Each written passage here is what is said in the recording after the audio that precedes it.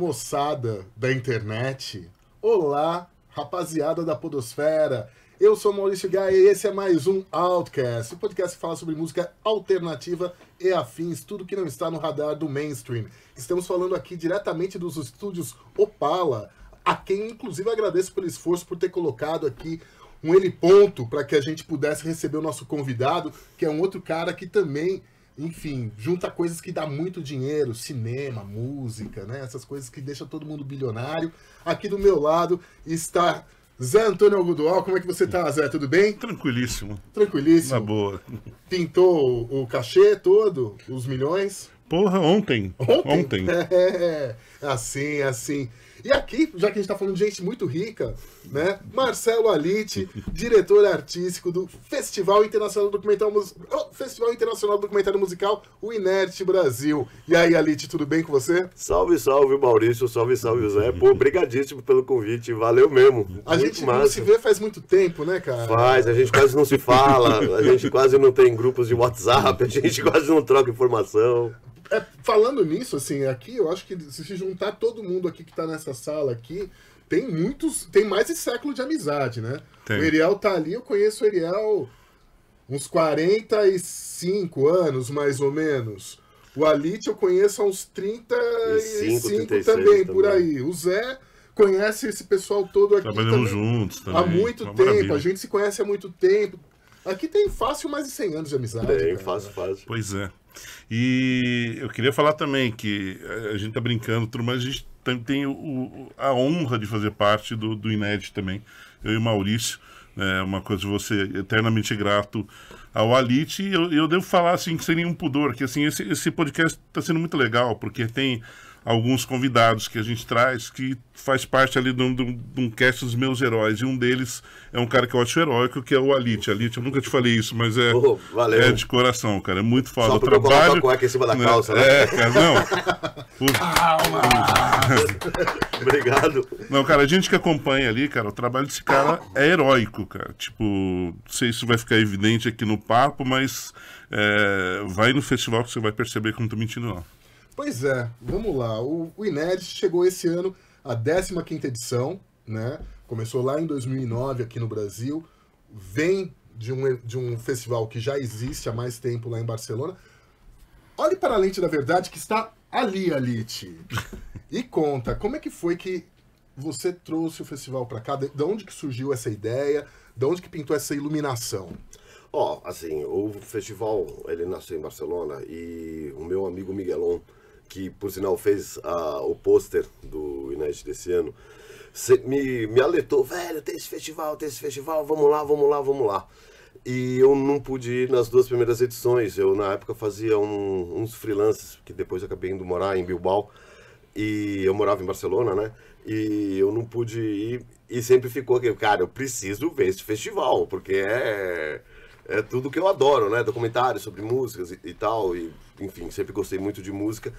E depois eu conto por que Barcelona tem essa relação tão grande com documentários musicais. E aí eu me lembro que não sei se no 2º ou 3º ano eu tava indo ver um filme justamente do Don Letts, sobre o Clash, e tava com o Maurício naquele Messenger, né?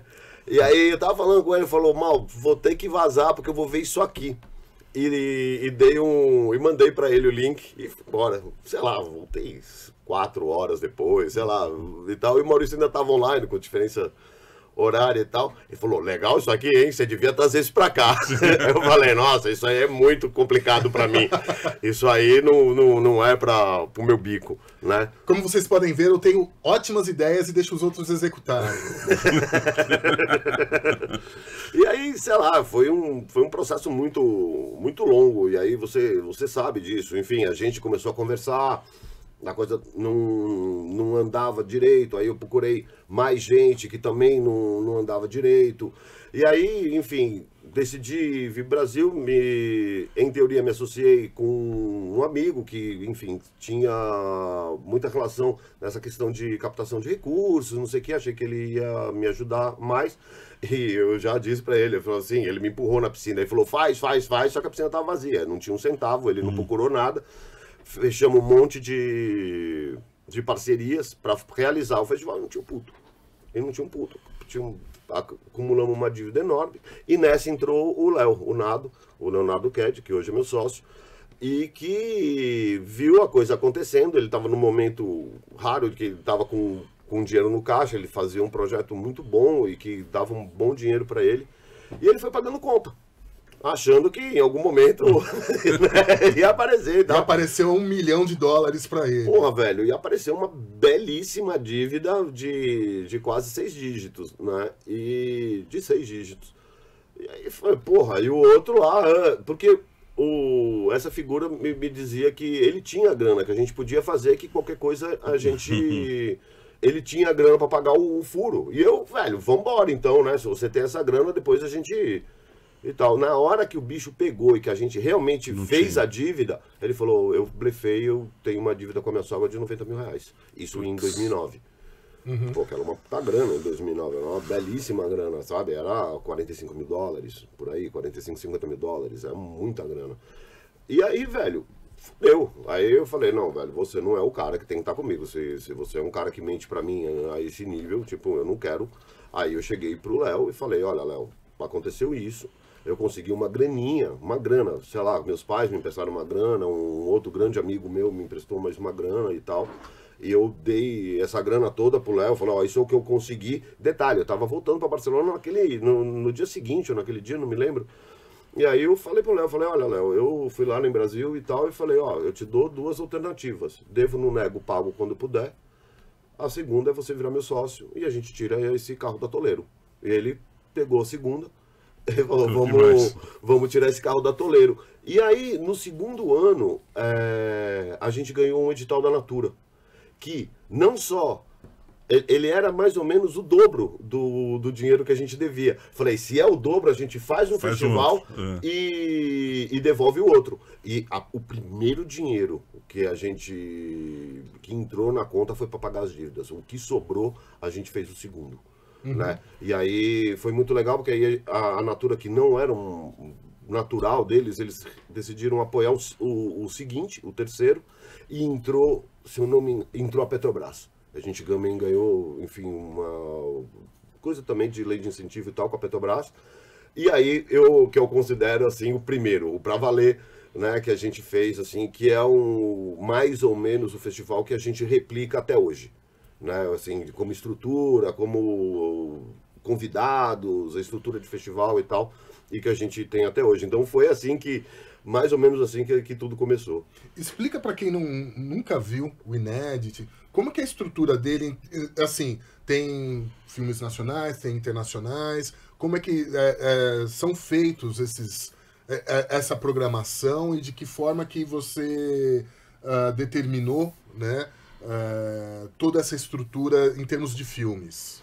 Olha, o Inédit daqui do Brasil, ele é diferente do de Barcelona, que é diferente do Chile, que é diferente da Grécia, que é diferente da Holanda. Cada um tem tem essa estrutura. No Inédit do Brasil, justamente porque veio a Natura naquele momento, que a Natura tinha uma coisa que era só patrocinada a coisas brasileiras.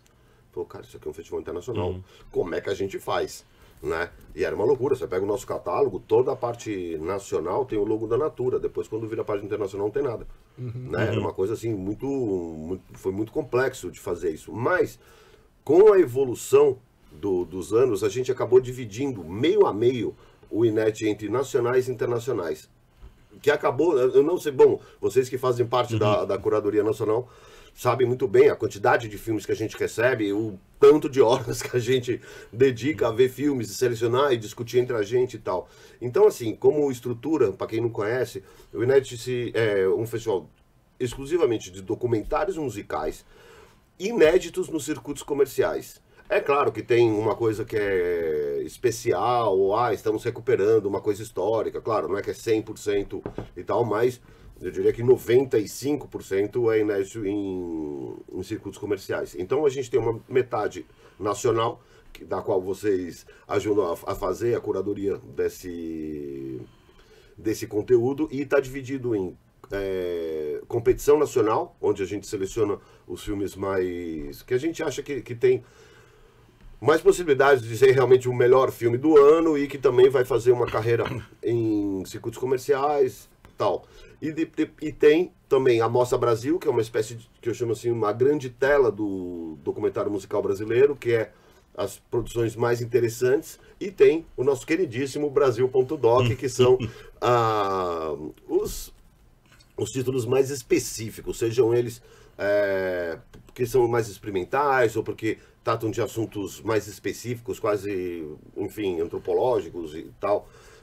E aí tem os curtas-metragens. E na parte internacional, estão os internacionais, que varia muito segundo a ideia do ano, né? Assim, aquela coisa que a gente inventa, esse ano vai ser heavy metal, ou esse ano foi os 15 anos, né? Então teve uma mostra sobre adolescência, sobre o teenage, enfim, e aí a gente pode brincar como quiser, mas do ponto de vista estrutural é assim, tem duas metades, uma delas, a parte nacional, como ela é, a gente coloca inscrição e tudo isso, a gente recebe um montão de filmes, só para a galera de casa ter uma ideia, a gente recebeu 141 títulos, teve outro ano que foram 160, sabe? É muita coisa, o Brasil produz muito documentário musical e a gente tem... E a gente vê todos esses filmes. Vê mesmo. Um a um. E dá risada em vários. Uma coisa que eu acho muito interessante aqui no Inédit, que você está falando assim, filmes que não entraram no circuito comercial, a verdade é que muitos deles nem entram, né? A grande maioria não entra. Então o Inédit é um lugar que você vai ter a única chance de assistir esses filmes, né? Que eu acho que isso é um privilégio para quem pode ir até a mostra todo ano. E outra coisa que eu acho muito bacana também é que o Inédit é absolutamente eclético, né? Porque hoje em dia existe uma coisa ser nichado, então, às vezes muito especializado, ou sei lá, um rock mais comercial, ou algo mais underground, e o Inédit abraça tudo, né? Tudo. Isso eu acho muito bacana ali. Isso eu aprendi, cara, em 2003. Eu fui convidado para fazer a direção musical de um programa de rádio em Barcelona, que chamava La Casa das Culturas. A Casa das Culturas era o programa que falava sobre o Fórum de Culturas de 2004, que era uma ideia. O Pascoal Maragall, depois que acabou as Olimpíadas de 92, ele falou, e a próxima, daqui a 10 anos, nós vamos fazer uma Olimpíada, só que cultural. Sei lá, tomou mais de uma lá, e aí teve essa brilhante ideia, soltou essa na imprensa, e ele fez, e ele realizou, e era um negócio muito legal, porque eram 141 dias, eles criaram um lugar, né, que, enfim, tem muitas questões esse lugar, porque que era do lado de La Mina, que seria um pouco a favela de Barcelona, tinha toda uma questão social ali, onde eles colocaram o fórum, que é exatamente onde se faz hoje o Primavera Sound. Se alguém já foi para o Primavera Sound de Barcelona, é ali. O fórum apareceu ali, aquilo foi criado para o fórum. E o programa que a gente fazia era o programa oficial do evento. Então, por ali, aparecia todo mundo. Então, assim, o que era essa direção musical? Vinha um escritor que tinha uma novela falando sobre a Geórgia, eu que me virasse para ambientar aquilo musicalmente. Então, era uma guerra sem trincheira. Não tinha, isso é reggae, isso é tchá-tchá-tchá, isso é rock alternativo. Não, dentro do rock alternativo é o pós-rock. Velho, foda-se, aqui aqui é música, aqui é cultura, aqui é sociedade, aqui são manifestações artísticas. E isso me ajudou muito a quebrar esse paradigma. De fato, a gente aqui no Brasil é muito mais eclético, inclusive, que Barcelona, sabe? Porque eu tenho isso, cara, eu rompo mesmo e eu gosto disso. Pra mim, a grande emoção, pra mim, é essa, é abrir tanto que a galera fica até meio perdida, né? E assim, e a minha intenção mesmo, venha se perder aqui, porque é bacana isso, sabe? A gente traz música, sei lá, cara, dos desertos da Mongólia, sabe? Com as tribos e não sei o quê. Um filme interessantíssimo, acho que vocês não estavam ainda, que chama Anda Union. Procure aí que deve ter, senão esse é um dos filmes que a gente deve passar em algum momento, assim, quando a gente tô criando algumas coisas de Ásia, não sei o quê, e é um dos que eu tenho anotado, que é legal demais, sabe? Então, a psicodelia tailandesa dos anos 60, 70, sabe? Velho, vamos abrir, porque a grande maioria das pessoas, eu tenho a sensação, que cairia na tentação de pop rock. Exatamente. Ou não sei o quê. E eu abomino isso para o Inédit. A gente tem a vantagem, gente, que a gente não vende ingresso. O Inédit é gratuito. Então a gente pode arriscar. A gente não está dependendo muito da bilheteria. Sim. Entendeu? Então, claro que a gente não vai deixar de passar um Pink Floyd, ou uma Mara Portuondo, ou o Pavement, né? Mas, cara, vamos abrir, se o filme é bom, a gente tem que passar filme legal. A música, ela tá ali para colorir, para dar mais cultura pra gente, para ampliar os nossos horizontes, não para fechar, não para ficar reforçando aquilo que eu já gosto. Porque para isso, velho, já tá a rádio que você ouve. Exatamente, é uma coisa que é interessante, que o público do Inédit é muito eclético, né? E tem gente que vai lá pela música, acaba descobrindo o prazer do cinema e vice-versa, né? Tem muita discussão e ali é muito legal, cara, que quando a gente vai nas sessões de Inédit, a gente vê pessoas de todas as idades, todas... ia falar tribos, isso é muito antigo, enfim. Não, mas tribos também. Mas assim, de são pessoas. Jeito, né? E é engraçado que sempre tem um comentário. Cara, eu vi um filme de uma coisa que eu não conhecia, que é foda. Descobri um artista africano que é foda. Cara, vi uma coisa de jazz que eu não conhecia. Isso é muito interessante. E o Inédit já virou um acontecimento cultural da cidade já faz muito tempo, né? E vale a pena também falar que além dos filmes, né, que são incríveis, tudo, também existem os eventos que são criados paralelos que são maravilhosos, né? Esse ano, né, acho que a gente vai ter que falar de alguns, mas eu queria até que chamar aqui que esse ano teve um documentário sobre o Chic Show, né, que para quem não é de São Paulo foi o maior baile black da cidade, uma produtora que trouxe a James Brown para tocar aqui. E esse ano, né, tipo, a abertura do Inédit foi com o filme do Chic Show, foi a coisa mais emocionante do mundo, tava todo mundo lá. Chorando, né? Galera, tipo, muito legal. Foi incrível. E depois teve uma exibição com os DJs da Chic Show fazendo um bailão, que aquilo foi maravilhoso. Foi incrível, né? A galera, assim, na estica, com terno, sabe, sapato duas cores, chapéu, foi lindo, cara, foi lindo. Cinemateca Brasileira lotadíssima. Lotadíssima, gente pra fora, enfim, foi muito, muito bacana, foi lindo mesmo. E essa é uma graça que também a gente gosta de fazer muito, né, Zé, que é juntar trazer o universo do filme. Sim. É como se a festa do filme descesse da tela. E desce. Isso é uma coisa meio rosa púrpura do Cairo. Exato. É um pouco rosa púrpura do Cairo. É bem isso, sabe? Esse universo, ele desce, sabe? Tipo, tem a banda teste e depois desce a Kombi, entendeu? Tem o Chic Show, enfim, tem tantas coisas que a gente já fez legais, sabe? Que eu gosto muito disso e que, na verdade... A gente é um festival de cinema, né? Mas a gente também é uma festa da música. E não uma festa do rock, do tchá-tchá-tchá, ou do pop, ou do que for. A gente é uma festa da música, tudo cabe. Tudo cabe. Se a história é legal, se a música tá envolvida e tal, cara, cabe no Inédit. A única coisa que precisa ser, a única coisa que o filme precisa pra estar no Inédit é ser legal. E sempre são. Né? Porque, assim, claro, a gente seleciona um monte. Né? Vocês mesmos sofrem nas próprias carnes as mazelas de falar isso é bom, isso não é nada bom. Né? Então é que a gente ri pra caramba. Tem umas coisas assim espetaculares, né, cara? Tem umas coisas muito freaks, mas que, porra, é legal. Mas quando a gente vê uma coisa legal, porra, do papo que a gente teve do Terroir Pará, a gente babava, velho. Sim. A gente pirou. Né? E a gente nem sonhava que ia ganhar. Ia ganhar, não. Pois é. Não, só para contextualizar, Terroir Pará foi um filme vencedor dessa edição do Inédit Brasil. Ele foi um filme dirigido pela Jorane de Castro, que fala sobre a diversidade musical do estado do Pará. Filme lindíssimo, umas imagens incríveis, né? Só que concorreu com dois filmes fortíssimos, né? Que um é o Elise Tom, que era o making off do disco Elise Tom, que era um filme maravilhoso. E o filme da Miúcha também, né? Que falava voz da Bossa Nova. Sobre a relação dela com o João Gilberto, no casamento, tudo. E foi uma surpresa mesmo. Esse e o Peixe Abissal, que foi um filme que era um filme muito difícil de ver, de um músico carioca, muito underground, um filme muito pesado, muito explícito, que a gente não esperava que, sei lá, a gente colocou ali. Mas não esperava que fosse menção honrosa também. Menção honrosa, cara. E é super legal isso, sabe? É super legal. Eu adoro também colocar o nosso trabalho, né, de curadoria nacional para um júri.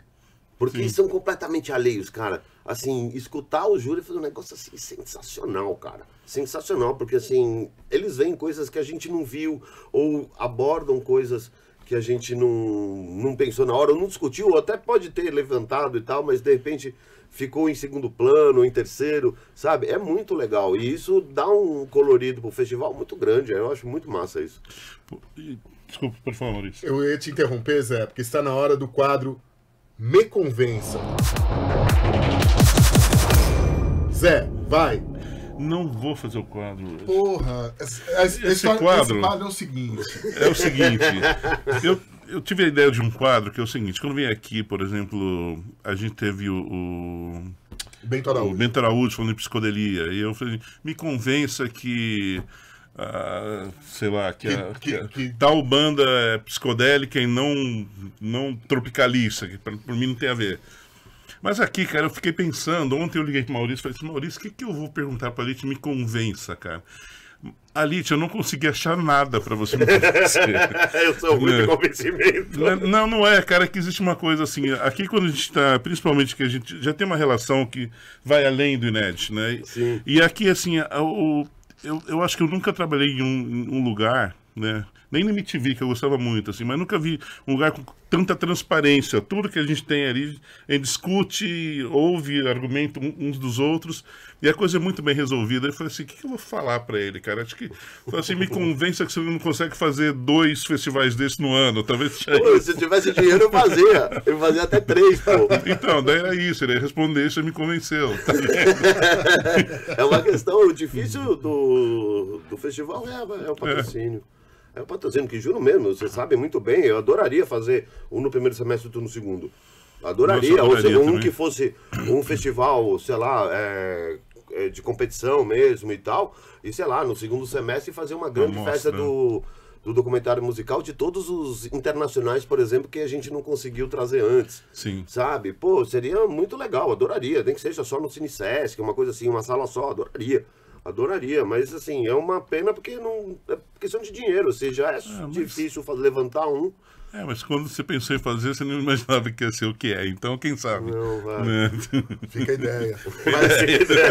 Maurício, liga pra ele e fala assim, você tem que fazer isso. Zé, me convença.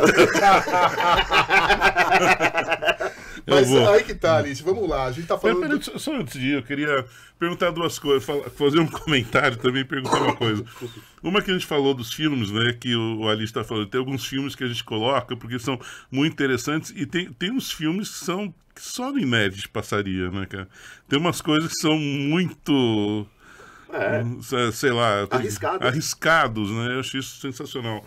E a gente tá falando agora desses eventos paralelos, tem algum que foi memorável? Qual o seu predileto? Dá pra eleger um? Ah, cara, teve vários, Teve até alguns que são históricos, do qual eu não estava, como por exemplo o Albert Maysles no Miss, né, que diz que foi uma comoção, assim, tinha gente que, claro, o Albert Maysles é um cara que é estudado nas escolas de cinema, né, e a gente trouxe ele aqui com 84 anos, figuraça, né, e a gente fez de graça no Miss, diz que foi uma catarse, assim, né.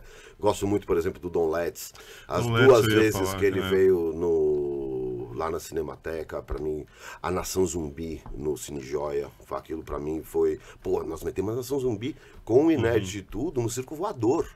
Isso pra mim, assim, foi, porra, cara, eu tô no Circo Voador com o inédito, foi, tudo bem, foi uma sessão e tal, mas eu tenho muito, o do teste, o do teste da Kombi, Foi cara, surpreendente, foi né? surpreendente. Eu não imaginava que fosse tanta gente numa dia de semana à noite na Cinemateca pra ver os caras tocando. Pois é, entendeu? E com a Kombi embaixo da tela, enfim, tem algumas coisas que... E o Chic Show. Chic Show foi... E o Chic Show, até hoje eu me lembro e me arrepio, cara. Eu Até também. O hoje. Chic Show, assim, só quem tava lá soube que foi aquilo. Nas duas, na estreia e na discotecagem. A discotecagem, tipo, sei lá, de vez em quando a gente brinca de discoteca em algum lugar. Eu falei, cara, me chama pra tocar, nunca mais fala. Eu fazer um DJ set, cara. DJ set é o que aqueles caras fazem. Eu sou botador de música, né? KLJ, a gente toca música, assim.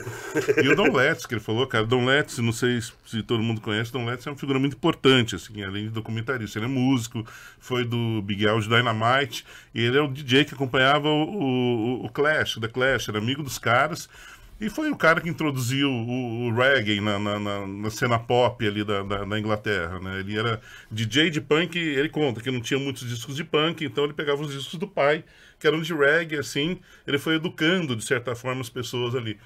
E, cara, a discotecagem dele foi na Cinemateca, ali naquela área aberta, cara, foi uma coisa absurda, assim, foi emocionante, foi umas coisas incríveis, assim, e despertar uma curiosidade de saber as coisas que ele tocava, que você não acha em lugar nenhum, não sei de onde ele traz, mas é incrível, né? Aliás, o Don Letts, né, para quem quiser conhecer, tem algumas coletâneas dele que ele faz com essas coisas, são muito legais. Ele lançou um álbum esse ano. Não, sai agora, sai o mês que vem, atrasou. Atrasou, ele vai lançar o primeiro álbum solo dele, que é muito foda, tem 3 singles, é muito bom.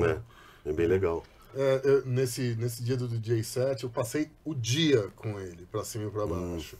Legal demais, né? Pô, demais, poder conversar com o cara, né? Ele falando as histórias, ele falando da vez que ele veio com o Big Al de Dynamite, e tinha uma polêmica que envolvia uma das músicas, eles colocaram o do Escadinha, né? A história do Escadinha, né? Que era um traficante lá do Rio de Samba Janeiro. Drums se chama essa música. Que tinha fugido da prisão e tal. Eles colocaram ali. A música era sobre Escadinha, né?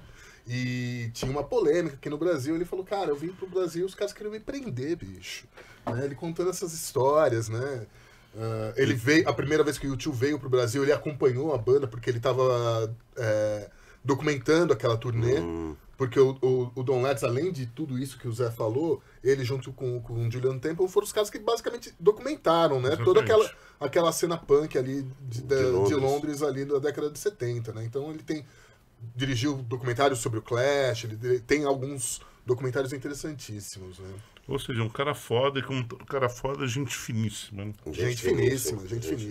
Eu tive a sorte de ir na casa dele, velho. Puta que demais. Quando a gente trouxe ele a segunda vez, aquele To Seven Clashes. Sim. Eu tinha ido pra Londres, eu dei um toque pra ele, falou, pô, Dom, tô aqui, se quiser toma um café e tal. Aí, enfim, papo vai, papo vem, vamos lá pra casa, né? Aí, que ele queria me mostrar o filme. E aí ficamos lá, nas fumaças da vida, vendo o filme. Fumaça! Enfim, jamaicano, né? Fumaça! Isso. E aí ele me mostrou o Two Seven Clashes. Antes de sair, sim. que era uma produção da Sky, inglesa. E aí ele falou, isso aqui eu vou botar na televisão em abril. Isso era fevereiro, março. Eu tinha ido pra Berlinale, e aí passei por Londres e tal. E aí conversei com ele e passei, cara, o dia lá, assim, sabe, com a mulher, as filhas, batendo papo e tal. É muito legal, um cara que eu gosto demais, assim, tenho muito carinho. E é um desses personagens, assim, que eu tenho mais carinho da nossa história, cara. Cara, é muito engraçado, assim, porque quando eu vejo... Eu te interrompi de novo, desculpa. Tranquilo. Assim, que quando... Você não interrompe, você adiciona. Sempre constrangido. Não, mas assim, é engraçado que quando eu vejo o documentário, eu sempre penso uma coisa assim, que dá uma certa invejinha, assim. Por exemplo, a Miúcha falando, não, porque papai, né, que era o Sérgio Buarque de Holanda, recebia Vinícius em casa e não sei quem estava lá. Falei, cara, que privilégio que esse pessoal tem de conviver com todo mundo. E daí, de repente, a gente dá conta que, de uma forma ou de outra, a gente se barra nisso, né? Sei lá, pelo trabalho que a gente faz, às vezes faz isso. O Alit tá certo que é outro nível, né? O Alit às vezes conta, porque eu tava com o Julian Temple e tal, que porra. É que o Julian vai sempre pra Barcelona, pro Festival de Barcelona, né? Ele nunca veio pra cá, né? Eu nunca consegui trazer ele, porque sempre é verão lá, né? A época que ele filma, né? E ele só participou no ano da pandemia, né? Que a gente colocou o André Marcinski fazendo papo com ele e tal. Mas todo ano eu ligo pra ele, velho. Eu ligo assim, mando um e-mail. Que, Julian, vai ou não vai? Vou filmar, não sei o quê. É muito difícil. A gente tem uma data muito complicada pra convidado internacional. É muito ruim. desse ponto de vista, mas é a data que a gente conseguiu fechar. Enfim, a gente tem o É Tudo Verdade em abril, a gente tem, sei lá... O Festival do Rio é mostra internacional. Tem muitas coisas no segundo semestre. O segundo semestre é muito carregado de festivais de cinema. Então, enfim, a gente conseguiu esse lugarzinho aí na segunda semana de junho e a gente estacionou aqui e estamos bem, né? E, enfim, tem esse trabalho de não conseguir trazer o Julian, ou de você quiser trazer, sei lá, gente mais de um certo destaque do Hemisfério Norte, é justamente a época que eles estão filmando, né? Então complica, ou até mesmo de artistas, sabe? Pô, artistas, não estou falando de trazer o YouTube, que obviamente é muito complicado, mas sei lá, de repente a turma do Pavement, por exemplo, sei lá, cara... Maio, junho, julho e agosto... É a hora que eles estão excursionando. Estão excursionando e estão em festivais, estão ganhando uma grana, é a hora que eles estão fazendo dinheiro. É muito difícil você parar para ver você vir ao Brasil, fazer um festival de cinema e voltar para pegar esse... Então, é complicado. Nesse quesito, a gente falhou no calendário, mas, cara, foi onde a gente parou e nós vamos lutar com o que temos. Não, tem muito. E, Alit, você falou que, enfim... Gostaria, se desse, faria 2 festivais, mas eu sei que nesse ano, você já avisou, né? Tem uma itinerância pesada aqui para o segundo semestre do Inédit Brasil, né? Você pode adiantar algumas coisas aí dessas cidades? Por onde que a nossa caravana Holiday passará? Olha, nós vamos fazer 3 cidades no interior de São Paulo, que são elas, São José dos Campos, Campinas e São Luís do Paraitinga. Né? E mais 2 cidades pelo Brasil, Recife e Porto Alegre. Nós estamos todos aqui ameaçados de ter mais 2 cidades paulistas, enfim, que é uma outra grana que tá para cair, que já era para ter entrado, não entrou, mas a gente também não pode fazer nenhum tipo de pré-produção, enfim, nós estamos completamente atados de pés e mãos, porque o dinheiro não caiu, não pode falar nada. Né? Mas essas 5 cidades vão rolar. E também está rolando uma coisa muito legal, que eu estou muito, muito contente, que tá pintando algumas curadorias em festivais de música pelo Brasil, da qual, como eu vou estar muito enrolado com essa itinerância, muito provavelmente vocês 2 vão acabar indo para essas cidades representar o Inédit, enfim, acompanhar o festival, porque eu mesmo não vou ter agenda para isso, né? Então estou muito feliz, sabe, que vai rolar Brasília. Confirmou Brasília? Não, os filmes já estão lá. Os filmes já estão lá. O que não confirmou ainda é que... As Joias de Brasília. As Joias de Brasília são 9 documentários musicais que nós estamos levando, porque os outros, os caras lá já mangaram. Mas assim... tem 9 filmes para Brasília, já está feito, a curadoria está feita, já está com tudo, ficha técnica, tudo. Acho que só me falta mandar realmente os arquivos. O Rio de Janeiro, que o festival toca, né? Que, enfim, está começando agora, enfim, eu não sei quando esse nosso papo vai pro ar, mas enfim, tem o Festival Toca, que são 6 filmes no Rio de Janeiro. Aí tem também, que deve acontecer, não tem data ainda, mas o Goiânia Noise. E aí tem coisas legais, sei lá, o Supercine, que é uma galera aqui de São Paulo que faz projeções em praças na periferia, que nós também mandamos alguns curtas. Enfim, tem vários papos rolando, e tem outros que eu não quero contar, porque como ainda não fechou certinho, também de repente não rola e a galera fala, pô, achei que ia rolar aqui na minha cidade, não rolou, então deixa lá. Mas, pô, sempre rola umas coisas dessas. Isso eu tô muito contente. Essa coisa de fazer curadoria para festival de música, assim, de uns documentários musicais, que nem precisam ser super novos e tal, mas que compõem um pouco a programação, puta, me deixa muito contente, assim. Isso é muito legal mesmo. Perfeito. Fala aí, Zé. Não, eu ia falar que o Alit também, ele é um multi-homem, né? Além de todo esse trabalho de net, ele ainda tem um outro festival, né? Que é o Feed Dog, né? Fala um pouquinho sobre o que é, e depois a gente vai falar de uma outra atividade dele também, que é um selo. Cara, o Feed Dog é um festival de documentários sobre moda e do comportamento. É engraçado, quando a gente fala moda e comportamento, a primeira coisa que vem na nossa cabeça é grandes marcas, supermodelos. Né? Só que é sobre a indústria da moda, e é um 360 graus na indústria da moda, que é consumo responsável, sustentabilidade, poluição, enfim, tem uma série de... Direitos trabalhistas. Trabalho sabe? infantil. Trabalho infantil. A questão do tamanho das roupas. GG, por que uma GG cabe em mim de tal marca e não cabe? Porra, porque não tem um padrão, né? E aí tem filmes que explicam essas coisas, que se aprofundam nesse assunto. E o F-Dog foi uma coisa muito engraçada, né? Porque ele nasceu também em Barcelona, da mesma turma do Inédit lá de Barcelona, e naquela época a gente tinha um patrocinador aqui, que era uma marca de roupa, né? E aí eu cheguei lá pra galera, um belo dia, falei, galera, temos o Inédit de moda. Achando que a galera ia dobrar a aposta. Falou, pô, tá indo super bem o Inédit, a galera vai botar com lá mais uma grana. Falou, não, os caras tiraram toda a grana do Inédit e botaram no final. O Inédit quase acabou esse ano, cara. Foi assim, foi um drama para financiar o Inédit daquele ano. E nós já fizemos 6 edições. Esse ano, 2023, a gente ainda não tem patrocínio.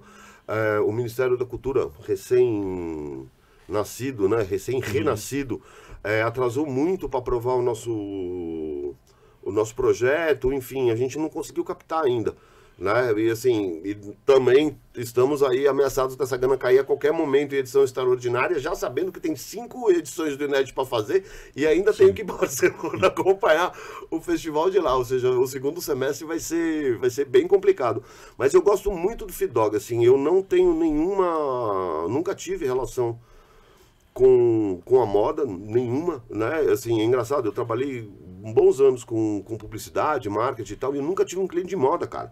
Nunca. Assim, é engraçado, eu já vendi moto, cartão de crédito, banco, eu já fiz campanha para um monte de gente, eu jamais trabalhei com nada de moda, aí caiu isso, e é muito interessante. Assim, os criadores, e isso eu acho muito legal, assim, os grandes criadores, eles são artistas muito complexos, é muito bacana. Que depois tudo acaba virando selfie, Instagram e tal, essa puta babaquice, eu realmente não gosto, mas, cara, escutar esses caras são artistas, cara, esses caras não são... claro, a primeira coisa que você vê assim, Alexander McQueen, velho, esse cara é um gênio. Esse cara é um gênio, sabe? Lagerfeld, esse cara é genial.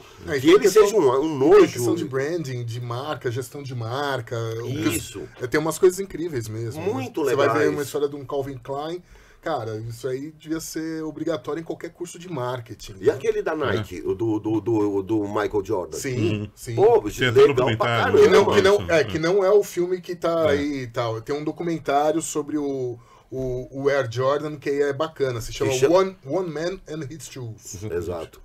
Que é muito legal. Então eu me divirto bastante com o F-Dog. Assim, quando acontece, é um pega pra capar enorme. Eu não assino a curadoria, né? Quem assina a curadoria é a Charo Moura lá em Barcelona. Tem muito poucos, diferente do Inédit, né? Que, pô, dá pra fazer 3, 4 inéditos por ano, sem repetir filme de tanto, e sem baixar a qualidade de tanta coisa bacana que acontece no mundo. Moda não. Moda é muito mais restrito. Primeiro porque as produções de moda, elas são muito voltadas à TV e não ao cinema. É verdade. Então é muito complicado a gente fazer, vocês sabem bem, muitas vezes a gente acaba pegando muita coisa da Arte francesa, porque que é TV, mas às vezes tem um tratamento mais, sei lá, um tratamento diferenciado em linguagem e tal, então a gente consegue trabalhar com eles. Então a Charo Moura faz isso em Barcelona e a Flávia Guerra faz essa parte brasileira, né? E aí, enfim, porque eu também não quero ser o diretor artístico, eu faço a direção artística dos dois, né? Mas eu não quero entrar em curadoria na questão da moda. Eu acho que eu não tenho conhecimento suficiente para isso e eu prefiro deixar na mão de quem entende mesmo. Claro. E, enfim, é claro que eu provoco, eu abro, sabe? Achamos isso em tal festival, dá uma olhada aí, achamos não sei o quê, pô, apareceu. A gente mesmo acaba trocando assim nos apps da vida notícias e não sei o quê, para ver se vai abrindo pautas e casos e tal, mas eu prefiro não assinar a curadoria desse projeto. O Inédit nasceu em Barcelona, o F-Dog é criação sua aqui? Não, o F-Dog é deles também. A viagem, cara, olha, que é muito doido. É quase o gênio aqui que falou, temos o Inédit de música. O Uri Altay, que é o criador, né, um dos criadores do Inédit, né? Que é ele, o Alberto Pascoal, que faleceu, então ficou, o Uri ainda assume esse cetro, né, de ser o criador do Inédit. Ele estava com um patrocinador lá em Barcelona que falou, pô, o Inédit tem na época era o Beefeater, né, a marca de gin e tal, que era naming right e tal, era Inédit Beefeater o nome do Inédit. E, pô, eu queria uma coisa também e tal, e aí, na época, tava rolando a Passarela 080, que é a passarela alternativa de Barcelona, que a Espanha tem uma coisa muito doida, eles têm várias passarelas, brigam entre si, é meio doido assim, e tava rolando a 080, e o Uri falou, pô, e se a gente fizer moda? Aí começaram a levantar as coisas e falou, pô, realmente dá pra fazer. Então, aí eles fizeram, e claro, e aqui tava a Riachuelo com a gente, e falou, velho, vamos lá. Né? E aí achamos até que eles iam dobrar a aposta, mas não tirar nenhuma. Caramba, que vamos voltar um pouquinho pra música aqui, gente. Seguinte, Alite, 2 documentários musicais que pra vocês são fundamentais, um internacional e um brasileiro, por favor. Cara, sabendo que o Xisto Rodrigues morreu outro dia, eu não posso deixar de falar do Searching for Sugar Man. Esse filme me impactou muito. Eu acho ele brilhante. Eu acho que o grande diferencial desse filme, ele conta em 2012 uma história que aconteceu em 94. Então, assim, é uma história que já foi, né? Ele tem um controle sobre o que ele vai contar enorme, né? Assim, você pode... Ele tem um controle, ele sabe onde ele vai chegar, ele sabe onde ele vai contar. Não é que ele está acompanhando o personagem dia a dia para saber onde é que vai dar isso. Né? Que também é legal, mas ele tem um controle muito grande desse roteiro e que ele brinca com isso magistralmente. Para quem não conhece, Xisto Rodrigues é um cantor, compositor norte-americano, latino, né? Assim, o que a galera, assim, latino, assim, de família provavelmente mexicana. Pai mexicano. De pai mexicano, né? E que, enfim, gravou 2 discos, caiu no esquecimento e alguém descobre que ele é um ídolo na África do Sul e fazem dele realmente, recuperam esse personagem. Como Rodrigues, né? Que ele chama Rodrigues, na verdade. Xisto Rodrigues, na verdade ele assina como Rodrigues. E, enfim, e tem todo esse renascer desse personagem. E brasileiro... Só repetir o nome do filme, Alite. Searching for Sugar Man. Isso, que aqui no Brasil tá como Procurando o Sugar Man. Acho que é. Eu só não sei... Bom, eu acho que você encontra ele em DVD. Em DVD, sim. Acho que sim. Em DVD você encontra, assim... Acho que eu procurei... Porque o Rodrigues morreu... Há 2 semanas. Semana passada. E aí eu fui procurar no site da Amazon, você encontra o DVD, o Searching for Sugar Man. E agora o brasileiro. O brasileiro, cara, tem muitas coisas bacanas, assim. Deixa eu pensar algum bacana, assim, para dar como exemplo. Eu acho que, por exemplo, o Tom e Elise é um filme muito legal. Eu tenho vários senões em alguns momentos do filme. Por exemplo, que ele diz que depois disso Elise nunca mais fez nada de relevante. Eu discordo completamente. Né? Eu acho que o Falso Brilhante é um dos momentos mais principais assim, da carreira da Elise, e entre outros. Né? Tem outras coisas depois desse filme. Enfim, eu acho que ele, em algum momento ali, ele tem algumas coisas que eu não concordo, né? Mas aí também bate até na minha opinião, e minha opinião não diz nada, minha opinião é só a minha opinião, não são fatos. Né? Mas eu acho que é um filme que ele recupera uma parte muito importante histórica da música brasileira. Ele é gravado de uma maneira muito interessante. Ele não esconde a complexidade dos personagens. Ele vê, muito pelo contrário, você vê um Tom Jobim escrotaço no começo e depois realmente muito colaborativo. Né? Então tem muitos momentos, sabe? Elis que sempre, em vários momentos, ela é um pouco insegura e você vê uma Elis ali muito dona de si, sabe? Muito empoderada também, sabe? Então tem uma complexidade dos personagens que eles vão ali se conversando, que eu acho que é um filme que ele vai fazer uma carreira muito legal. Esse filme vai para o cinema agora em setembro, eu acho, e eu acho que ele tem tudo para bater o filme do Vinícius, que é o filme mais visto, o documentário mais visto da história do Brasil. E desculpe. Porque o segundo é o filme do Bahia. do time do Bahia. E é um documentário que é legal até pra quem não gosta de Tom e Elisa, porque é uma coisa de relacionamento humano muito legal, cara. E tem uns momentos do Tom que são antológicos, né? Ele virar pra Delmiro e falar assim, guitarra, se eu soubesse mandar o seu avião voltar, tipo porra, né? E eu, assim, a relação dele com o César Camargo Mariano, acho que o cara deve estar traumatizado até hoje, né? Pô, e é maravilhoso, cara. Sem querer dar spoiler, mas... E é muito legal isso, sabe? O cara começa a provocar o César e no final o César vira um protagonista do disco. Então, pô, é muito legal, porque as relações humanas elas estão ali sem esconder, né? E é muito legal, porque o ser humano é complexo, o ser humano é contraditório. Não adianta falar, não, eu sou assim. Eu sempre digo, eu prefiro ser uma metamorfose ambulante em vez de ser o mesmo idiota de sempre. Assim, cara, mudaram. Eu adoro esse tipo de documentário porque você olha o disco, você ouve o disco de outra maneira, né? O disco fica humanizado, você entende tudo que tá lá e tal. E vou ter que dar mais um spoiler aqui, cara, porque hoje em dia, assim, sei lá, a gente vê cantores que pedem pra mudar a temperatura da sala de gravação porque a voz é sensível, ou não posso falar alto, hoje eu gravo amanhã.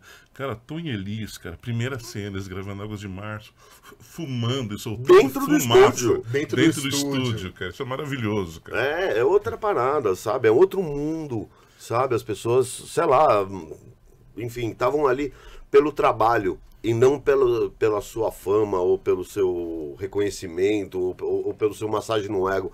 O cara tá ali trabalhando pro disco. Ele não tá trabalhando pra tirar o Instagram. Cara, outro dia que, enfim, depois a gente conversa isso fora, porque me chamaram pra uma coisa do The Town, né, que eu imagino que a Val, nossa assessora de imprensa, te ligou. Eu fui olhar, né, o The Town, eu tava doido pra ver o show do Bruno Mars, eu queria ver, enfim, nunca vi ele ao vivo. E aí fui lá ver, só pra entender. Porra, eu abri a parada do mapa do The Town e aí tinha, né, aquele cursor e não sei o quê. E dizia que você vai fazer ótimas selfies. Ô, velho, vai tomar no cu. Entendeu? Eu não vou em festival de música pra tirar selfie, bicho. Você, mas tem gente que vai. Bom, por isso que eu falo que são festivais que não gostam de música. Assim, é um festival de consumidores. De ativação de marca. De ativação de marca, exatamente. E pra mim uma coisa que é muito sintomática, isso não só aqui como lá fora, é que eu lembro que tem festivais que o festival acaba hoje, amanhã já abre pro ano que vem, sem ter line-up, sem ter uma banda escolhida. Claro! Né? Então é uma outra experiência, não é a questão da música que a gente vai. Porque né? você confia na curadoria. Que isso é uma coisa que eu busco pro Inédit, por exemplo. O cara confia. Falou, velho, tem uns malucos aí da Mongólia, velho. Nunca ouvi falar. Uns ciganos e não sei o que, e mata não sei quantos cordeirinhos por ano. Velho, se o Inédit botou por alguma coisa, deixa eu ir lá ver isso aí. É de graça, vou colar ali, sabe, entre um filme e outro, vou passar aqui. E é isso que eu persigo com o Inédit, que a galera confie na nossa curadoria. Pode vir que a gente garante. Uma coisa que é muito sintomática que isso funciona é que... Você esqueceu de falar os seus filmes, você desvirtuou o quadro, né? Eu tô aqui... Você deu olha uma a minha bica cola no aqui, quadro. ó. Tô com uma cola aqui, Você deu uma bica no quadro. Ah, vá, Maurício. Eu tenho que controlar o tempo, bicho. O Otávio tá lá. Esquece o Otávio, cara. Mas tá vendo? Agora você me fez perder, mas eu sei o que eu ia falar. Eu ia falar assim que uma coisa que me faz ter certeza que isso funciona é que tem filmes que tem filas, tem filmes que esgotam, tem filmes que não consegue ver porque as pessoas tiveram interesse. Isso é genial. É muito legal. E coisas que você não diria, sabe? Exatamente. Que ia juntar uma galera pra ver um filme, sei lá, tailandês ou... Descendants. Entendeu? Eu tinha meus filmes, antes que o Maurício reclame de novo. Né? Documentário, Chato. musical, internacional e Então, nacional. ó, eu fiz até uma listinha aqui, porque é difícil escolher um, né? Tem vários aqui, que eu vou citar alguns, daí eu vou chegar no que eu escolhi, porque... Mas eu gosto muito, tipo, nos últimos anos, Summer of Soul, achei um resgate maravilhoso. Gimme Shelter, dos Stones, que é um filme... Esse é o filme que eu vou falar depois. Então, evite falar sobre ele, tá bom. O What Stax também, sobre aquele show da Stax. É um documento maravilhoso, acho que corre atrás. Os discos, inclusive, foram relançados. Sim. Tem uma coisa que eu adoraria ter, mas saiu um box com 10 discos com um show completo do Woodstocks. Eu tenho o duplo. Eu Então, vou atrás disso. tem 2 volumes, né, o duplo, sabe, né? Saiu um segundo volume agora, e saiu essa caixa que tá barato na iMusic, dá uma olhada lá. Vou dar uma olhada. Tá. Outra que eu vi no Inédit que eu adorei foi White Riot, Legal, né? Que é incrível, né? Que é sobre a história do movimento Rock Against Racism. A gente meteu isso no primeiro ano do Bolsonaro, só assim pra meter o pé na porta, pra falar assim, ó. E foi lindo, né? Isso aqui a gente se posicionou legal. Que mais? Obviamente, né? O Get Back, por ser bitomaníaco, achei aquilo lá um testemunho da criação maravilhoso, bom, assim. Mas eu escolhi um filme aqui que fala de... é uma produção internacional, mas fala de uma figura nacional, e eu explico por quê. Porque eu tenho uma coisa comigo que eu gosto de sempre ter paixão por alguma coisa, eu sou movido a isso. Acho que o dia que eu não tiver, eu sempre falo pra Cláudia, o dia que eu não tiver apaixonado por alguma coisa, ou querendo alguma coisa, me abata a tiros, porque já foi, sabe? E teve um filme que teve no Inédit, inclusive, que chama Onde Está Você, João Gilberto? Do Jorge Gachot, né? Que é um filme que conta a história de um alemão chamado Mark Fischer, que é um cara que estava no Japão, né, quando ele ouviu o João Gilberto pela primeira vez, ele se apaixonou pelo João Gilberto e resolveu vir para o Brasil para encontrar o João Gilberto tocar para ele. Então, é uma história muito improvável e acompanha tudo que ele fez, veio para o Brasil, como ele chegou até quase ao João Gilberto, né? Quer dizer... Mas, assim, é uma história... O livro é ótimo também. É baseado num livro. O livro é bacana. Mas achei muito legal, assim, tipo, essa paixão do cara. Ele foi pro banheiro onde o João Gilberto tocava para ver como era, sabe? Tipo, acústica. Acústica, é uma coisa muito louca, assim, a paixão desse cara. E ele morreu, né, esse Mark Fisher, né? Ele lançou o livro e cometeu suicídio logo na sequência.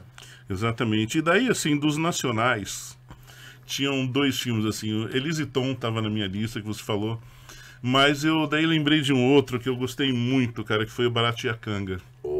Né, demais, o trabalho do Thiago foi maravilhoso. Que conta a história do Festival de Águas Claras, que foi um dos festivais pioneiros, né, que começou de uma maneira totalmente insólita, assim, e no final das contas, inclusive o João Gilberto tocou lá, né? Então é uma história muito legal, muito bem contada. Ganhou o Inédit, né? Ganhou. E esse eu acho que tá em plataforma. Esse eu acho que tá no Netflix. Tá no no Netflix, exatamente. Tá no Netflix. Então, Baratiacanga, vê que esse é muito legal. E só pra citar um outro internacional também, que eu tô tentando lembrar o nome dele, que é aquele documentário do Big Star, que eu adoro. Nothing Can Hurt Me. Nothing Can Hurt Me, que é outro muito bom. Bem legal também. Bem legal. Pra escolher um, tá vendo? Um monte. Pra compensar o quadro que você arregou, né? Olha, eu separei 2 filmes aqui. Internacional, como o Zé tinha na listinha dele ali, o Gimme Shelter, né? Que é dirigido pelos irmãos Maisels, né? Sim. Que retrata a turnê de 1969 dos Rolling Stones, a turnê americana dos Rolling Stones, né? Tem um contexto. Os Stones fizeram aquela turnê porque eles...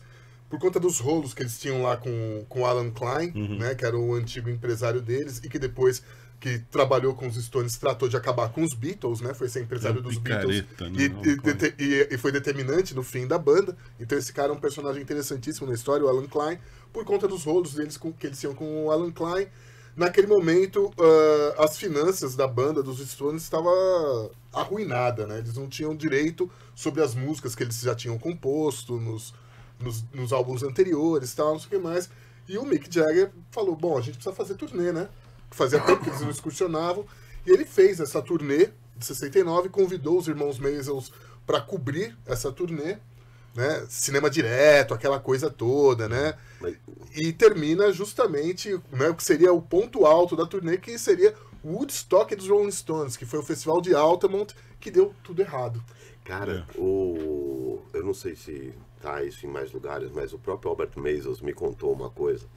Assim, ele comentando o filme, né, assim, que a gente acabou conversando várias vezes, e eu acabei, que nem o Don Letts, também acabei na casa dele em Nova York, né, e fui jantar lá, ele me convidou para jantar e não sei o quê, e ele diz assim, muita gente fica falando que esse é um filme sobre os shows dos Stones, ou do assassinato e tal, mas não, esse filme é um filme sobre a reação dos Rolling Stones às imagens que eu gravei. Exatamente. Sim, porque tem o Mick Jagger No final, na mesa de corte ali vendo é ele, o Keith todo o Richards negócio. e o Charlie Watts. Exatamente. Né? E ele fala, cara, porque essa é a base do filme, né? É a reação dele, porque o que o Meisels procura nessa coisa do documentário direto, é a emoção na hora que ela está acontecendo. Então, Sim. assim, uma das coisas que ele mais gostava, e que era o filme que ele acabou não fazendo, era...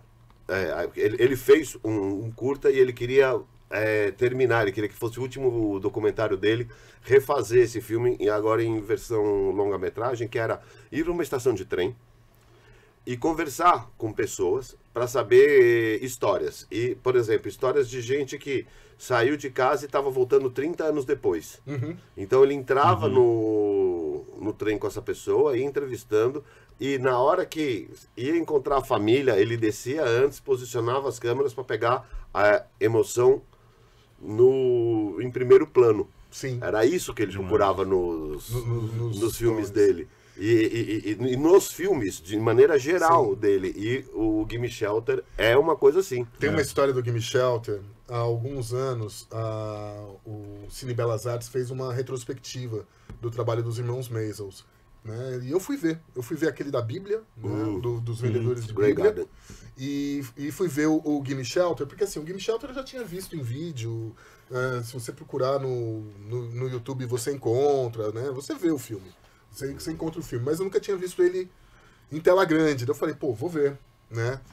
Eles trouxeram duas cópias. Eles trouxeram uma cópia em 35mm, que eu não pude assistir, e uma outra que era uma cópia digital. Essa cópia passeou comigo pelo Brasil. A de 35mm. A de 35mm. Aí aconteceu o seguinte, cara.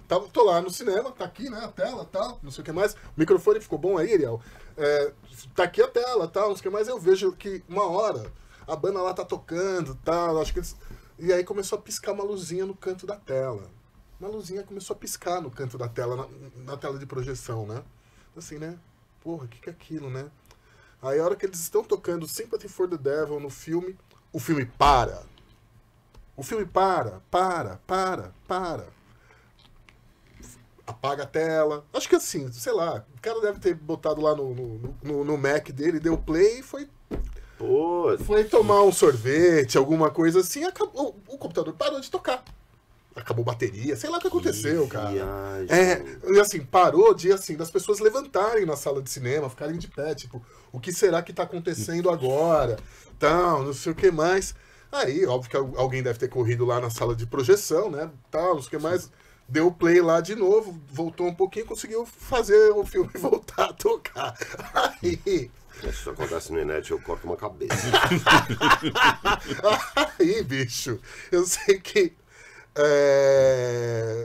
né, o show já era o show lá de Altamont, né, que, enfim, é super tenso, tal, não sei o que mais. Aí sai uma briga qualquer no meio da plateia, logo depois que o filme volta. E o Mick Jagger manda a banda parar de tocar, né, isso acontece algumas vezes naquele show. E aí o Mick Jagger pega e fala assim, coisas esquisitas acontecem quando a gente toca essa música. Porra, mais esquisito que o filme parar no meio do negócio, né? E aí eu reparei uma outra coisa. Naquele show, o Mick Jagger, ele tá de vermelho e preto, meu chapa. Ele tá de Exu.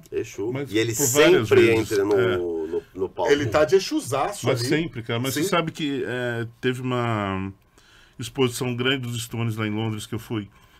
E a exposição era magnífica, cara. Tipo, eu fiquei impressionado como eles têm o acervo. Eles têm tudo, mas tudo. Assim, acho que eles entraram na banda em 63 falando assim, a gente vai ser grande. Então eles têm as primeiras cartas dos fãs estão guardadas.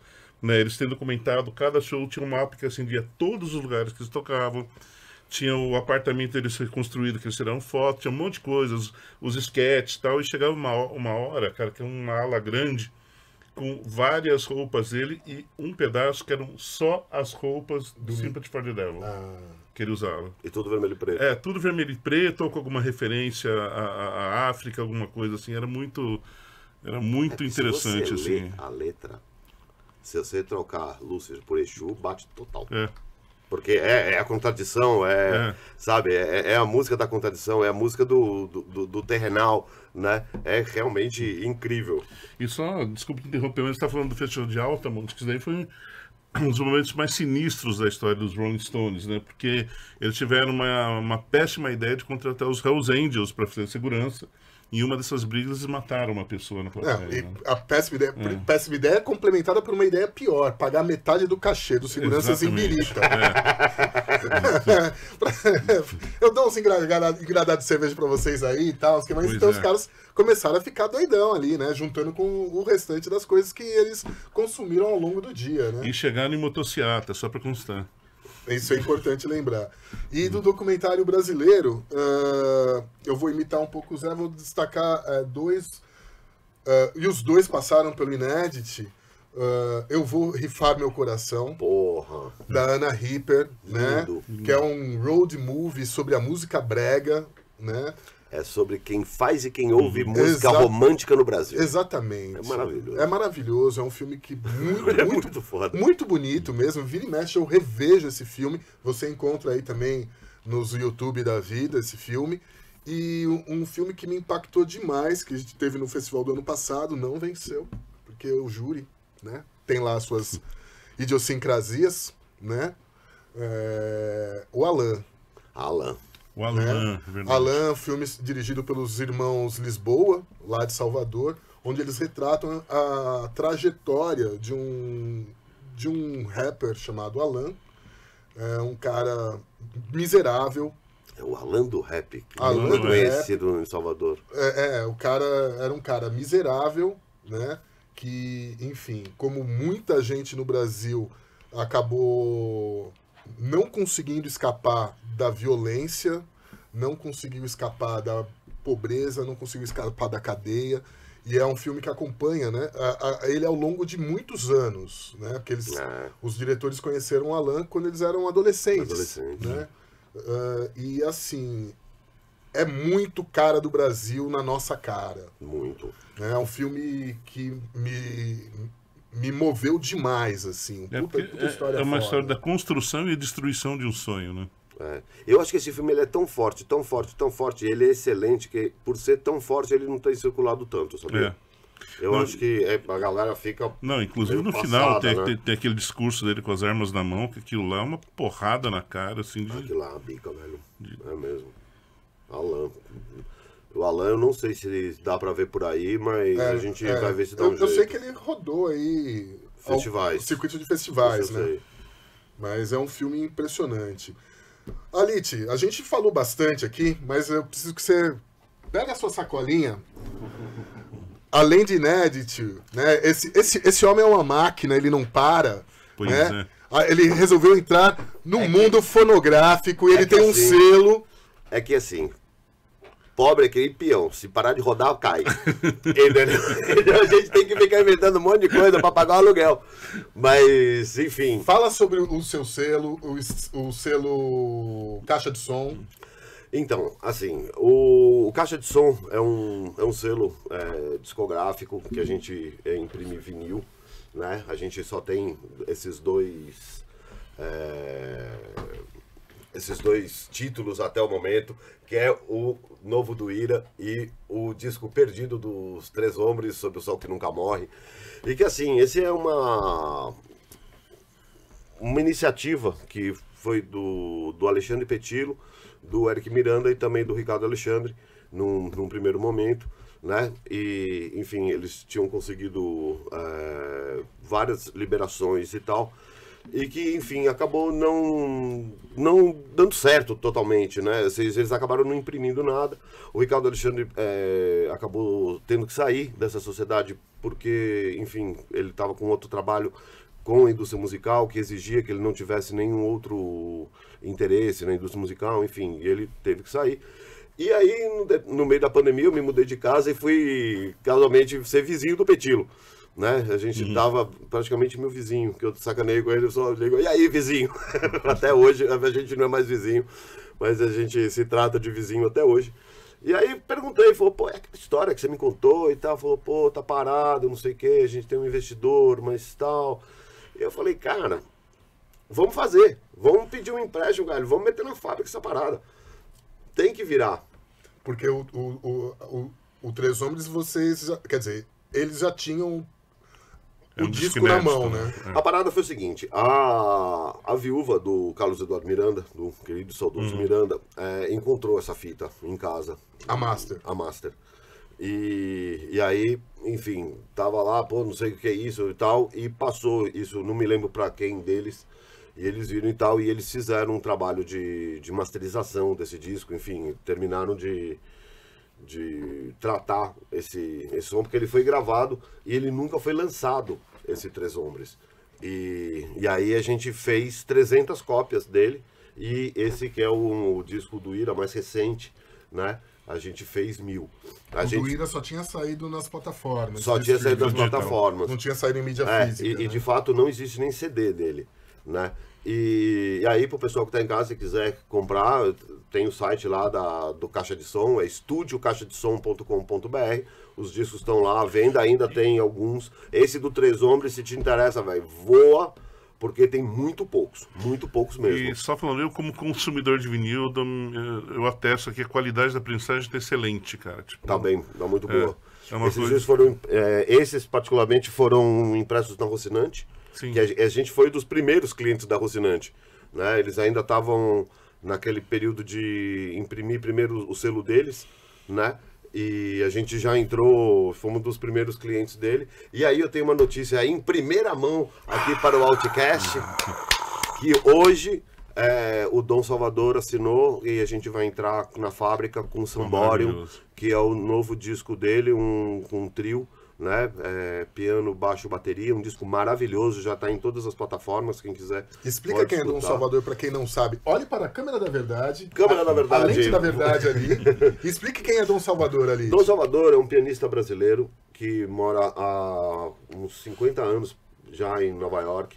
Ele é uma figura que foi muito de músico de estúdio também, mas esse cara, ele estava no Rio 65, da formação Rio 65, ou seja, ele é um dos caras que é o criador do Bossa Jazz, vamos chamar assim, do Samba Jazz. Mas ele estava também na abolição, ou seja, ele também é o criador do Soul, do Samba Soul e do Samba Funk. Ou seja, ele é o pianista de Jesus Cristo Estou Aqui, na gravação do Roberto Carlos, ele foi pianista de Elis, ele foi pianista, assim, dos grandes músicos brasileiros, né? E um belo dia ele se empirulitou para os Estados Unidos. Ele toca no River Café até hoje. Ele é o pianista residente. Um pianista residente de um restaurante chiquérrimo em Nova York.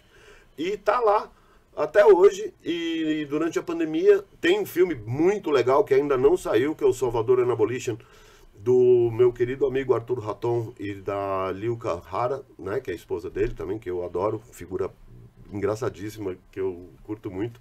Os dois são uns queridos, assim.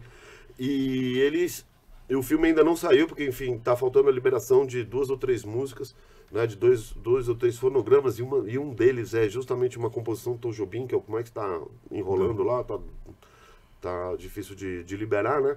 Mas o Dom Salvador é esse grande pianista brasileiro, um mestre do jazz, né?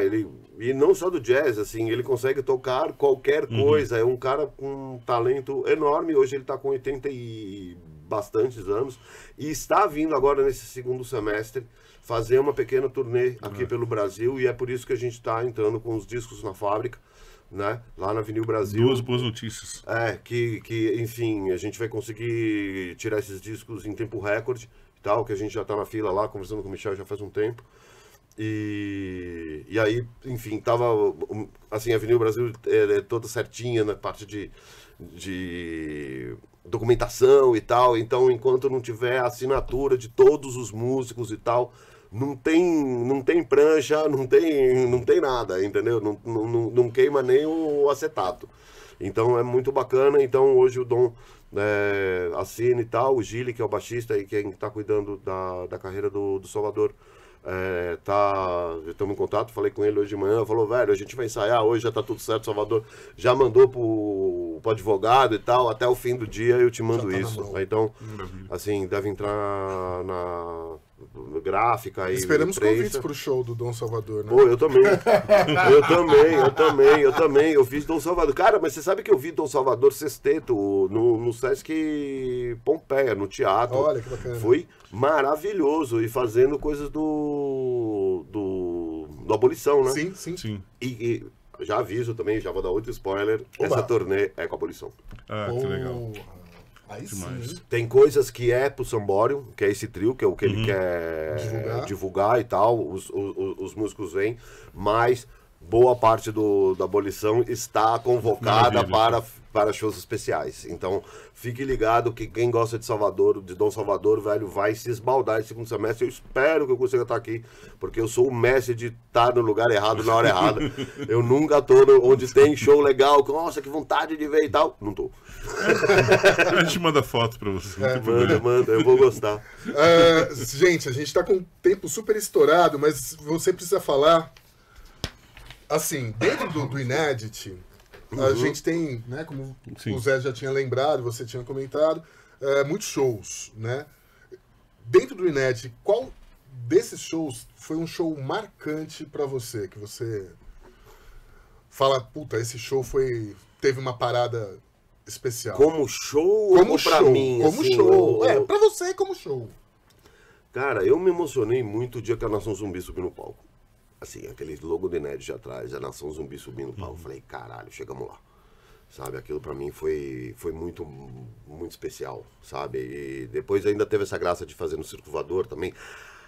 A contratação foi muito complicada. Eu agradeço demais ao Fabrício Nobre por ter proporcionado isso pra gente. Foi incrível, muito, muito, muito legal. Eu me emocionei demais, assim, sabe? Foi uma coisa assim que eu queria muito. Eu sou muito fã da Nação, né? Eu gosto muito e o filme acabou ganhando o festival. Enfim, foi no Cine Joia, o Cine Joia cheio pra caramba. Enfim, pra mim aquilo ali foi uma coisa muito legal, muito especial, né? Eu fiquei muito legal. Tem um também, cara, que foi o primeiro show que a gente fez no Inédit, que foi o Jardim Macalé, só violão, né? E que teve uma coisa que eu fiquei puto, que a manager dela, a Ana Maria, esqueci o sobrenome dela, que tava passando o filme, né? O Olido, tinha a sala do Olido, né? E do lado tem a sala de show. Sim. E aí eu saí, apresentei e tal, e quando eu fui pra outra sala, o Macalé tava com o teatro completamente vazio, as luzes apagadas, só nele, e ele lá, curtindo sozinho. Eu falei, Macalé, você quer fazer assim e a turma entrar no palco e você já tá aqui? Ele falou, porra, lógico. Aí a manager dele disse, não, porque não pode, porque tem que ter, não sei o quê. Falei, pô, velho, que pena, cara, porque a galera ia sair, já ia pegar ele assim, com tudo apagado, velho, assim, só uma luz neles, um banquinho e violão. E só dedilhando, nem começando a cantar, sabe? Ele só brincando com o violão, falou, pô, quer mais sair da tela do que isso, né? Infelizmente, mas o show foi maravilhoso, foi muito, muito, muito legal. Teve alguns que eu não vi, né? Teve uma vez, cara, que ídolos, assim, sabe? A gente montou uma banda que eu não vi, velho. Era o Kid Vinil e o Redson. Estavam na banda, fazendo uma homenagem ao rock brasileiro. Né? Eu falei, pô, nunca mais vai ter uma coisa dessa, sabe? Eu mal conheci o Kid, às vezes que eu conheci o Kid Vinil, eu sou meio tímido nessas horas e tal, eu não ia encher o saco, eu sou, sabe, eu fico numa boa e tal. O Kid era uma das pessoas mais generosas que eu conheci na minha vida, cara. Sim. Foi uma pena. Depois eu entendi isso, eu acabei conversando com ele em alguns outros momentos, mas eu não tive essa oportunidade naquele momento. Mas acho que de shows, assim, eu curti muito. Certamente quando acabar aqui a entrevista eu vou me lembrar, puta, como eu esqueci dele. É sempre assim. Né? O Mundo Livre no Olido foi incrível. Foi incrível também, sabe? Cara, teve mas assim, talvez de show mais homenagem, mais emocionante, talvez que a gente tenha feito, foi o Zusa Homem de Melo no Blue Note, né? com o Padimani Trio, né? Que é um grupo que ele é liderado por um pianista cubano, aqui de São Paulo, que não vou arriscar lembrar o nome dele agora, mas a gente passou o filme sobre a vida do Zusa. O Zusa subiu no palco, ficou falando mais um monte da vida dele, respondendo pergunta e não sei o que, e aí entrou a banda e foi um estouro, cara, aquilo foi foda. Foi muito, muito, muito legal. E aí, eu acho que você, pelo menos você tava, que foi o seu Biano na semana que ele fazia 100 anos. Eu não tava. Você não tava também? Não tava, eu tava indo pro Cine Sesc. Então, e eu tava lá no Cine Sesc, ou seja, a gente tava em Zingotá, mas o seu Biano, que é a banda de pífanos de Caruaru, na semana que ele ia fazer 100 anos de idade, nós montamos uma ciranda na Cinemateca Brasileira, com a banda de pífanos tocando ao vivo, e tinha, sei lá, velho, umas 500, 600 pessoas fazendo uma ciranda em volta do seu Biano, que foi maravilhoso. Eu vejo os vídeos assim, eu me emociono, mas eu não tava lá. E você, Zé? Cara, eu acho que não é nem exatamente um show, mas eu vou mais uma vez falar de Chic Show, cara. Porque, assim, depois de todos esses anos tão desgastantes que a gente teve... Pô, claro que foi um show, até o nome é show. Chic Show. Mas assim, cara, foi a primeira vez que eu fui num lugar em que tava todo mundo alegre, cara. Foi a primeira vez que eu revi um lugar alegre, todo mundo. Não tinha ninguém chateado, ninguém que não estava se divertindo, cara. Então, isso pra mim ali foi uma edição foda do Inédit. Aquilo lá pra mim deu uma impressão que foi um renascimento de tudo, assim. Cara, a coisa voltou, a coisa tá voltando agora. E foi mesmo, esse ano foi um renascimento mesmo. Sim. O filme, o show, acho que um dos shows que eu mais gostei de ter visto no Inédit foi o do Premeditando Break. Do Premier. O Premier eu tenho um carinho enorme por assim, ele. Foi mesmo, mano. Ainda assim, eles trouxeram ex-integrantes, gente que já tinha saído da banda pra tocar, tal. Foi muito legal, muito bacana. E teve uma passagem incrível, né? Uma hora que o Vandy fala assim, agora a gente vai tocar só os nossos sucessos. E era só uma música, né? Só uma música. Aí ele falou, porque vocês têm sorte. Se fosse show do Lulu Santos, vocês só iam sair daqui a 3 dias. E eu ia falar de um show divertidíssimo, porque assim, o show tava engraçado, tava bacana, e esse cidadão andando pelo palco pedindo para as pessoas saírem do palco. É verdade. O show da Gangrena Gasosa. Isso aí vai, se algum dia eu fizer uma biografia, o show da Gangrena porque foi dos shows mais loucos da minha vida. Mais loucos. O show da Gangrena Gasosa, que veio gente de João Pessoa para ver o show dos caras. Cara, isso é que a gente tá com o tempo estourado. Se não contava essa epopeia, porque assim, é de chorar de dar risada, viu? Ali você vai voltar aqui. Você vai voltar, né?